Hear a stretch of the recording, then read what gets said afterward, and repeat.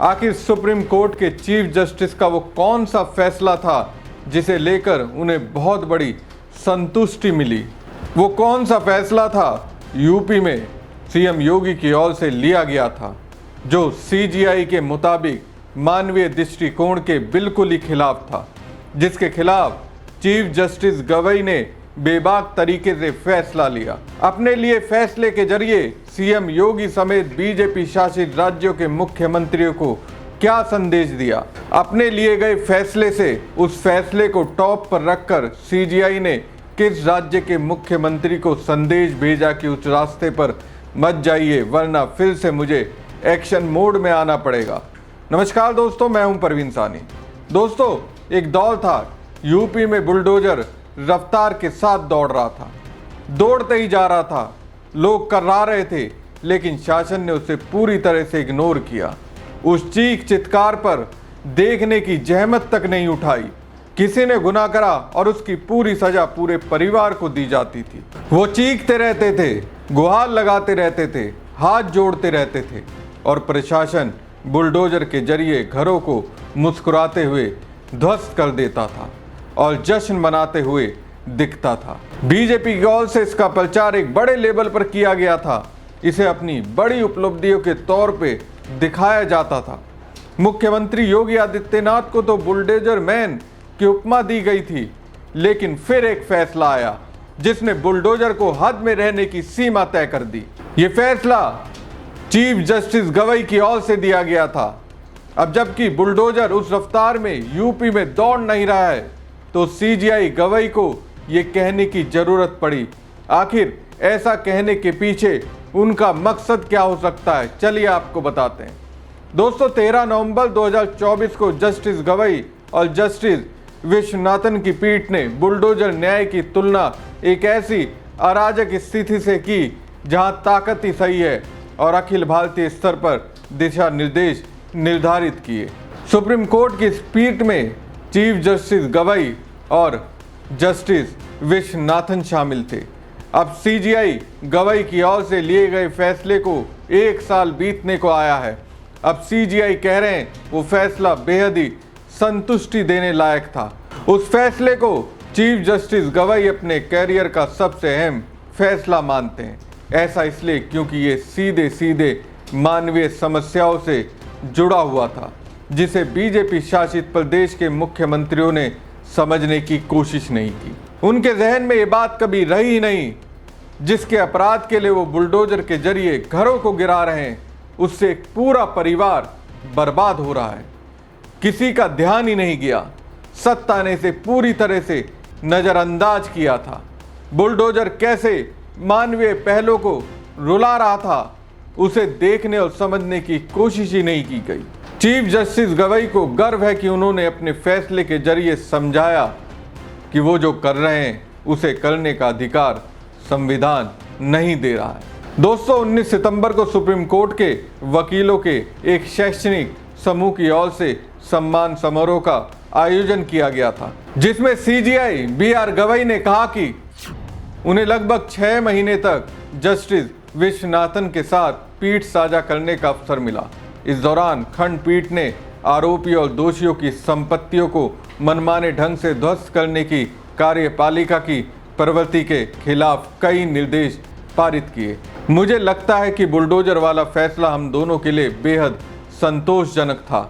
इस फैसले के मूल में मानवीय समस्याएं और इंसानों द्वारा सामना की जाने वाली समस्याएं थी, जिस परिवार को सिर्फ इसलिए परेशान किया जा रहा था क्योंकि वो ऐसे किसी सदस्य जो अपराधी था उसके परिवार का हिस्सा था। हालांकि इसका अधिकतर श्रेय उन्हें ही दिया जाता है, लेकिन फैसला लिखने वाले जस्टिस विश्वनाथन को भी बराबर का श्रेय देना चाहिए।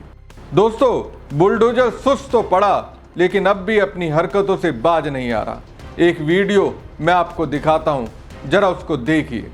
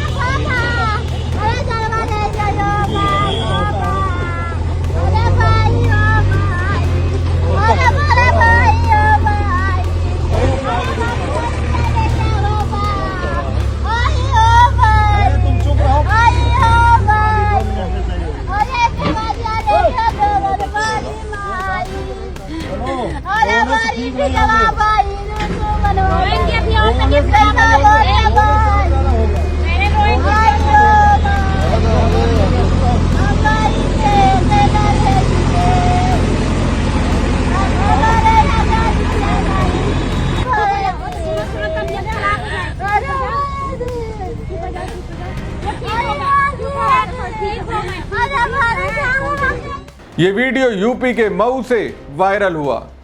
यहाँ सिंगाड़ी गांव में राजेश राजभर का घर है। राजेश राजभर पर आरोप था कि नाली की जमीन पर दीवार बनाकर अतिक्रमण किया। फिर क्या था, वहां राजेश टीम ने मौके पर पहुंचकर बुलडोजर से दीवार तोड़नी शुरू करी। अब बुलडोजर चलता देख राजेश राजभर को उसी दौरान अटैक आ गया। वो तड़पता रहा, फिर भी कार्रवाई नहीं रुकी। अब ये वीडियो देखिए।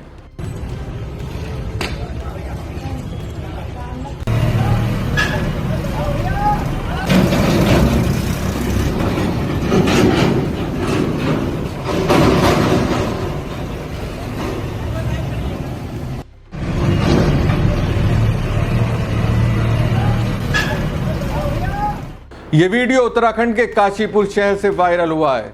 यहाँ अली खान मोहल्ले में 22 सितंबर को प्रशासन ने बुलडोजर चलाकर अवैध निर्माणों पर कार्रवाई की। ये कार्रवाई 31 सितंबर को हुए हिंसक जुलूस के ठीक एक दिन बाद हुई। काशीपुर में आई लव मोहम्मद जुलूस वाले मामले में अली खान चौक पर मुस्लिम आरोपियों की दुकानों और मकानों को ध्वस्त किया गया।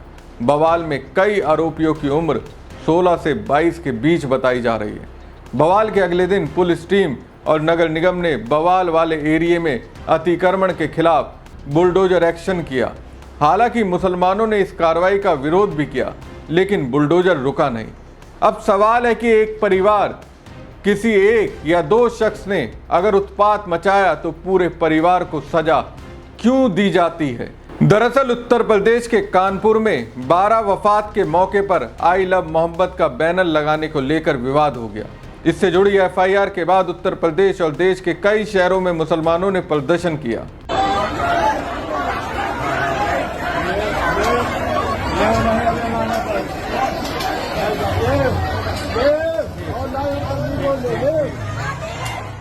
अब सवाल है कि जब जय श्री राम बोलने में शासन प्रशासन को कोई आपत्ति नहीं, तो उन्होंने आई लव मोहम्मद बोलने को गुनाह कैसे मान लिया?